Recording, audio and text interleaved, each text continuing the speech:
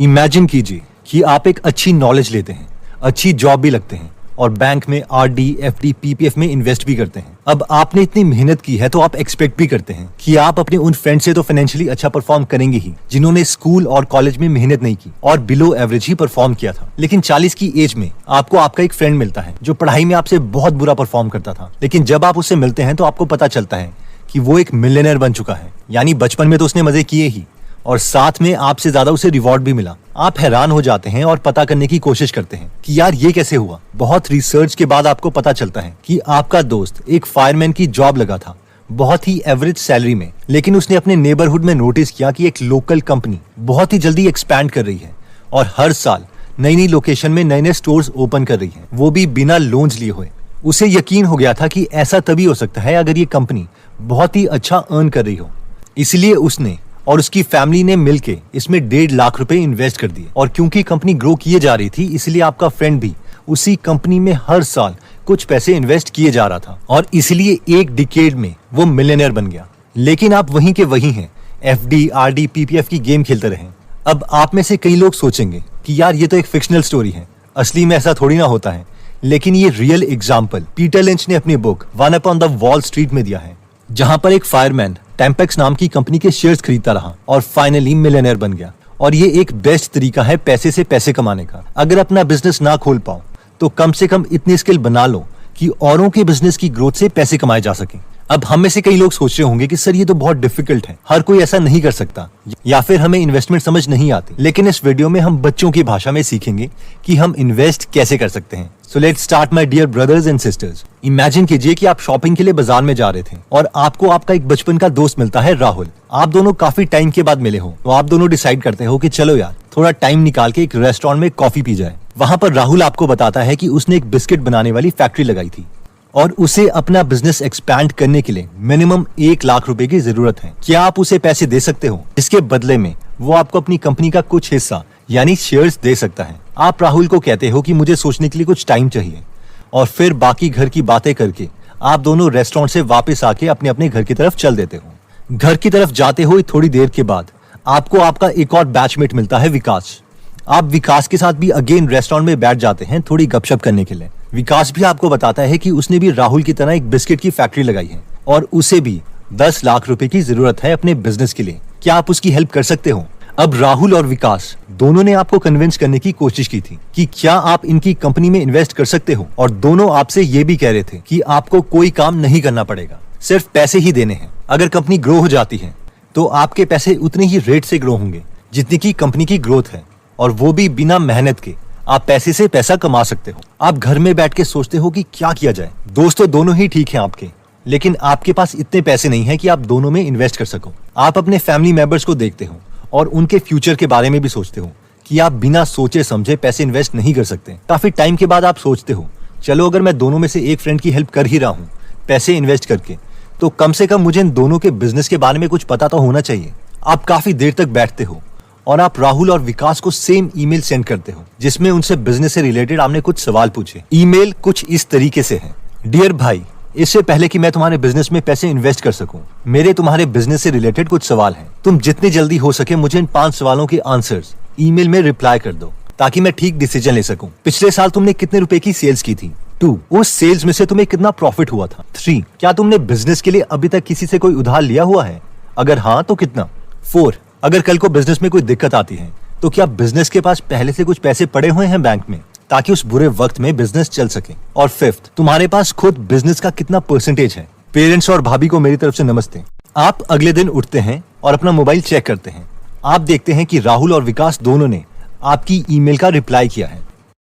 राहुल आपको data mail करता है।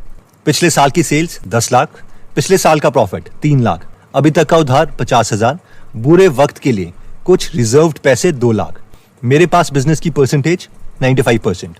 विकास की भी ईमेल आपको आती है, उसके नंबर कुछ इस तरीके से, पिछले साल की सेल्स 10 लाख, पिछले साल का प्रॉफिट 1 लाख, अभी तक का उधार 6 लाख, बुरे वक्त के लिए कुछ रिजर्व्ड पैसे 10,000, मेरे पास बिजनेस की परसेंटेज 10%। अब आप मुझे ये बताओ कि आपके सामने स्क्रीन में दोनों की डिटेल्स हैं। अब अगर आपको पैसे इन्वेस्ट करने ही हैं तो किस कंपनी में आप पैसे इन्वेस्ट करोगे? ऑब्वियसली कोई भी कॉमन सेंस अप्लाई करे तो वो राहुल की कंपनी में ही इन्वेस्ट करेगा, क्योंकि राहुल और विकास की कंपनी की सेल्स सेम होने के बावजूद राहुल की कंपनी का प्रॉफिट ज्यादा है, उसकी कंपनी का उधार कम है, सिर्फ 50,000 रुपीज, और बैंक में रिजर्व 2 लाख रुपए है। यानी बुरे वक्त में भी उधार देने में ज्यादा प्रॉब्लम नहीं आएगी, और उसका उसके बिजनेस में परसेंटेज ज्यादा है, यानी अपने बिजनेस के लिए वो ज्यादा कमिटेड है। अब आप में से कई लोग सोच रहे होंगे कि ये एग्जाम्पल तो ठीक है, लेकिन रियल लाइफ में से कैसे इंप्लीमेंट करें। तो आइए रियल लाइफ में ये एनालिसिस करते हैं। ओके, तो सबसे पहले हम आते हैं screener.in पे, और वहां पर हम कोई भी कंपनी सर्च कर सकते हैं। Let's say Asian paints. अब जो 5 सवाल हमने राहुल और विकास से पूछे थे, वो सवाल हमें इन कंपनी से भी पूछने हैं। तो सबसे पहले हम खोलते हैं प्रॉफिट एंड लॉस स्टेटमेंट। तो सबसे पहले सवाल था कि क्या इनकी सेल्स इंक्रीज हो रही है या डिक्रीज हो रही है, यानी एशियन पेंट की सेल्स क्या है। जब भी हम कोई नंबर देखते हैं तो एक एब्सोल्यूट नंबर यानी 1 साल का नंबर हमारे लिए मायने नहीं रखता, हमारे लिए पैटर्न मायने रखता है कि पिछले साल से अभी तक की ग्रोथ रेट क्या है। तो अगर यहां पर हम देखें तो जो सेल्स हैं ये करोड़ में नंबर है, तो ये 6400 करोड़ के आसपास थी, फिर 2011 में 7400, 9200, 10,000 और इंक्रीज होते होते 21,713 करोड़ होगी। तो ये एक पॉजिटिव साइन है। नेक्स्ट सवाल था कि इसमें से इसका प्रॉफिट कितना है। तो ये सारा काट के प्रॉफिट बिफोर टैक्स और टैक्स देने के बाद अगर हम यहाँ पे बात करें तो 836 करोड़ प्रॉफिट था, फिर ये इंक्रीज हुआ 843, 989 और इवेंचुअली 3139, यानी हमें ग्रोथ भी दिखाई दे रही है प्रॉफिट में। नेक्स्ट सवाल जो हमने पूछा था राहुल और विकास से वो था कि उनकी उधार कितना है। तो उसके लिए हम बैलेंस शीट में आएंगे। बैलेंस शीट में आने के बाद यहाँ पर इनका उधार है 229 करोड़, 233, और ये इंक्रीज हो रहा है। तो ये लग सकता है कि एक नेगेटिव साइन है, लेकिन इसको कवर करने के लिए नेक्स्ट क्वेश्चन था कि बुरे वक्त में इनके पास रिजर्व्स कितने हैं। तो यहां पर हम देखें तो रिजर्व कितना है 1614, 2092 और यहां पे 12,710 करोड़। तो अगर हम 2021 की बात करें मार्च, तो उसके अकॉर्डिंग जो उधार है, उधार से काफी ज्यादा रिजर्व हमारे पास पड़ा है, यानी बुरे वक्त में भी कंपनी स्टेबल रहेगी। इंडिविजुअली अगर हम बोरो को देखते तो वो मैटर करता, लेकिन अगर हम उसे कंपेयर करें रिजर्व के साथ तो इतना मैटर नहीं करता। कई लोग इनके रेशियोज ले लेते हैं, डेट टू इक्विटी रेशियो ले लेते हैं, यानी कितना है, यानी डेट उधार कितना है कंपेयर टू बाकी नंबर्स। तो वो भी हम कर सकते हैं, लेकिन अगर कॉमन सेंस भी अप्लाई करें तो ये भी हमें बता देता है कि यस डेट उतना ज्यादा नहीं है। नेक्स्ट सवाल जो हमें कंपनी के प्रोमोटर्स के इंटेंशंस के बारे में बताता है वो है कि उनके पास कंपनी का कितना हिस्सा है। तो वो हम जा सकते हैं इन्वेस्टर्स पे, और यहां पर हमें पता चलेगा कि प्रोमोटर्स के पास 52.79% है, और इन्होंने इसको डाइल्यूट नहीं किया, यानी बेचा नहीं। जून 2018 से लेके इतना परसेंट ही इन्होंने होल्ड करके रखा है, जो कि बताता है कि हाँ इनको अपनी कंपनी पे विश्वास है। अगर ये परसेंटेज इंक्रीज हो रही है, यानी वो शेयर्स को बाय बैक कर रहे हैं, खुद खरीद रहे हैं, और वो ज्यादा पॉजिटिव साइन है। फिर उसके बाद FIIs हैं, जो फॉरेन के इंस्टीट्यूशनल इन्वेस्टर्स हैं, उनकी कितनी है वो भी खरीदते रहे। ये डोमेस्टिक इंस्टीट्यूशनल इन्वेस्टर्स हैं, जैसे SBI वगैरह या कोई भी म्यूचुअल फंड्स वगैरह होते हैं एक्सेट्रा। और फाइनली गवर्नमेंट के पास इतना शेयर है, और ये पब्लिक के पास, यानी हम लोग जैसे रिटेल इन्वेस्टर्स हैं, हमारे पास ये परसेंटेज इस तरीके से हुई, यानी 20 से घट के 19.48% हमारे पास है। इसको अगर हम ग्राफ से समझे तो वो मनी कंट्रोल से हमें पता चल सकता है। यहाँ पर आप देख सकते हैं, तो इस ग्राफ से हम समझ सकते हैं कि अगर हम यहाँ देखें तो ये प्रोमोटर्स के पास है 52.79%, यानी ओनर्स के पास, ये हम लोगों के पास, पब्लिक के पास है 19.48%, और ये डोमेस्टिक इंस्टीट्यूशनल जो इन्वेस्टर्स हैं उनके पास 7.35% है, और जो फॉरेन के हैं उनके पास 2.38 है। अब हम एक एक्सट्रीम ऑपोजिट लेते हैं एग्जाम्पल। ओके, तो अगर हम एक एक्सट्रीम ऑपोजिट कंपनी का एग्जाम्पल लें तो ये मुझे एक मिली थी MFL इंडिया लिमिटेड। तो यहाँ पे अगेन हम वही 5 सवाल अगर इससे पूछते हैं इस कंपनी से, तो सबसे पहले क्या था प्रॉफिट एंड लॉस। तो यहाँ पर हम क्लिक करते हैं, यहाँ पर आप देख सकते हो कि सेल्स कितनी है 0, 0, 75, 77, 90, 111, 127, ये इंक्रीज हो रही है। अच्छा लग रहा है कि यहाँ पे शायद कंपनी इंप्रूव हो रही थी, लेकिन दोबारा से 59, फिर 0, 1, बहुत ही अनस्टेबल सी कंपनी है। तो अगर हम प्रॉफिट के बारे में बात करें तो ये 0, 0, 1, 1, 0, 1, 1, 1, 0, -49 लॉस पे, फिर -25, फिर 32, पता ही नहीं चल रहा कि कंपनी में हो क्या रहा है। तो ये जो चीज़ें हैं ये बहुत ही नेगेटिव हैं ऑब्वियसली। अगर हम बैलेंस शीट में जाएं और यहाँ पर देखें कि बोरिंग्स उधार कितना है, तो 0, 0, 14, 12, 17 ये उधार बढ़ता रहा, 66, 74, फिर 38, फिर कम हो गया, और रिजर्व्स कितने हैं नेगेटिव में है, -5, -5, -4, -3। तो ऑब्वियसली ये कॉमन सेंस हमें लग रहा है कि ये एक नेगेटिव इंटेंशंस है। अगर हम बात करें कि कंपनी के प्रोमोटर्स के पास कितना है, तो जो प्रोमोटर्स के पास है वो सिर्फ 0.42% है, यानी सारा का सारा उन्होंने पब्लिक को थमा रखा है। एक तरह से बोलना नहीं चाहिए, लेकिन ये स्कैम टाइप चीज़ है कि आप, क्योंकि अगर आपको अपनी कंपनी पे विश्वास है तो आप ज़्यादा से ज़्यादा होल्ड करना चाहोगे। इसे अगर हम ग्राफ से देखें और मनी कंट्रोल की वेबसाइट में आए MFL इंडिया और नीचे देखें तो ये आप देख सकते हैं ग्राफ से ज़्यादा क्लियर होता है, इमोशनली हमें समझ आता है कि ये सारा पब्लिक के पास है 99.48% और थोड़ा सा हिस्सा जो है 0.42% सिर्फ प्रोमोटर्स के पास है। यानी उन्होंने पब्लिक करी कंपनी और सारे शेयर्स अपने बेच के पब्लिक को निकल गए।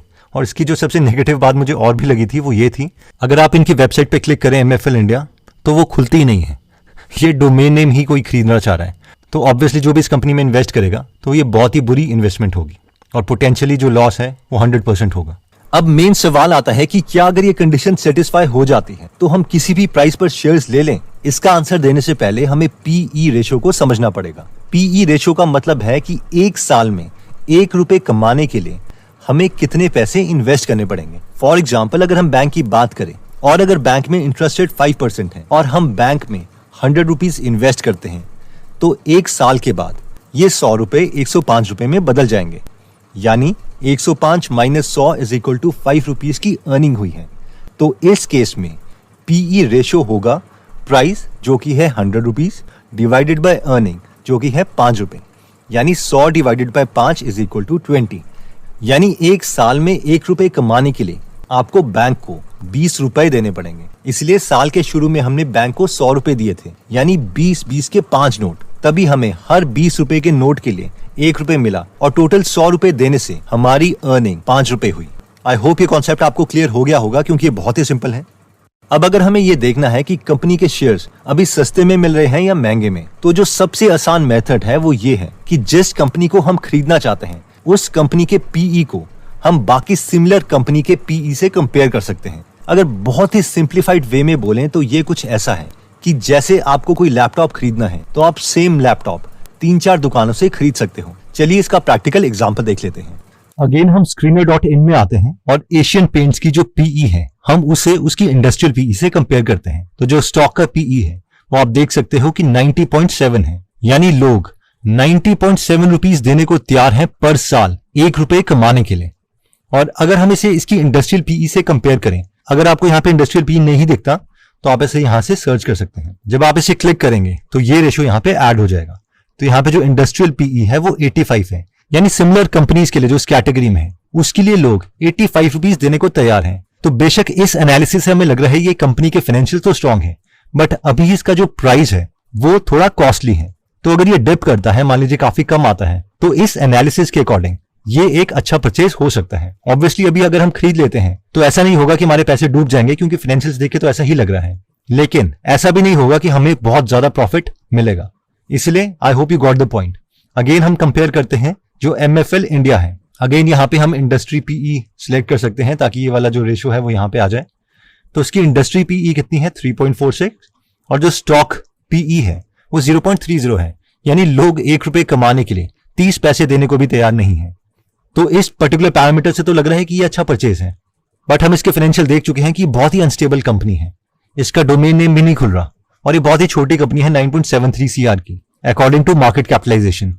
तो again I hope you got the idea कि इस क्राइटेरिया में हम क्या करने की कोशिश। तो दोस्तों इस वीडियो में हमने देखा कि शेयर मार्केट एक बहुत अच्छा तरीका है पैसे से पैसे कमाने का। अगर हम इन मल्टी बैगर कंपनीज को देखें जैसे कि एस्ट्रल पॉली और एशियन पेंट्स, तो अगर ठीक टाइम पे हम इन कंपनीज में पैसे इन्वेस्ट कर लेते तो हम बिना काम किए बहुत ज्यादा रिटर्न पा सकते थे। फॉर एग्जाम्पल अगर हम एशियन पेंट्स की बात करें तो जनवरी 2006 में इसका शेयर का प्राइस 60 रुपीज के आसपास था और अभी जो इसका प्राइस है वो 2956 के अराउंड चल रहा है, यानी 2956 डिवाइडेड बाय 60।